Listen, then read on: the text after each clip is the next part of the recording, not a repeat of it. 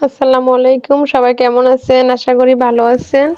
বাবার বাড়িতে যামু, ফোন দিয়া বলছে। ওমরের বাবা আসছে আজকে ১ সপ্তাহ হয়ে গেছে।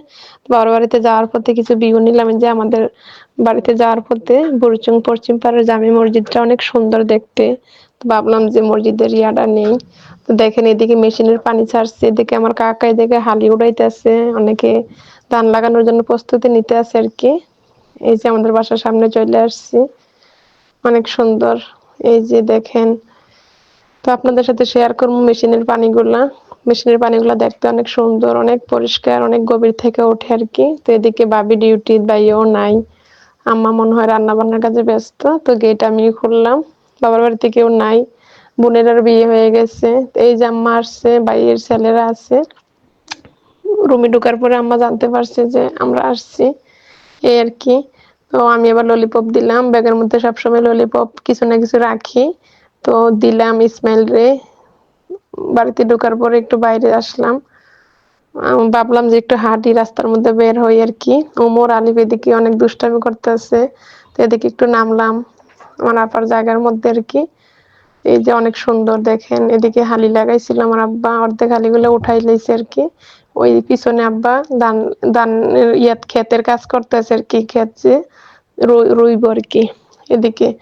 তো ইসমাইল, ওমর, আলিফ অনেক খুশি। আম্মা আমরা হাঁটতেছি। দেখেন তাল গাছগুলা অনেক সুন্দর লাগে। আর আমাদের বাড়ির সামনের ভিউটা অনেক সুন্দর। দেখেন এই পানিগুলা। এই সিজনে অনেক সুন্দর। এই যে এদিকে একটু আসলাম মেশিন ঘরের সামনে। ভাবলাম যে একটু হাত মুখ ধুইমু আরকি। তো এদিকে আবার শাওনের সাথে পরিচয় হয়ে গেল। আমার বান্ধবীর চাচাতো ভাই। আমরারও চাচাতো ভাই হয় আমার বান্ধবীর চাচাতো ভাই। তো এদিকে ওরা বাড়ি করছে এই যে মেশিনের কাছে আরকি, টারমেন্ডার কাছে। তো বলল যে, "আপা আইয়েন, আমাদের বাড়িটা দেইখা যান।" বললাম যে, "অনেক সুন্দর। এদিকে বসলে তো অনেক সুন্দর দেখা যাইবো জমিনগুলা।" তো এদিকে একটু মুখ ধুইলাম।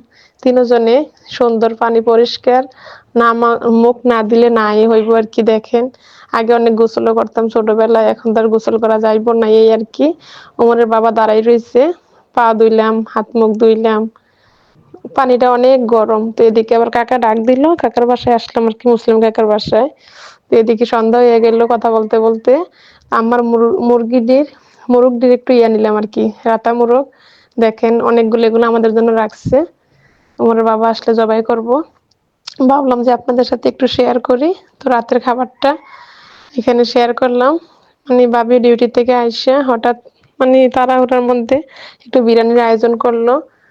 দুপুরবেলা হয়তোবা যাই রান্না করে করবো আরকি। তো এদিকে ইসমাইল আবার ওমরের বাবার কোলে উঠছে। আজকে এতটুকুই। আল্লাহ হাফেজ।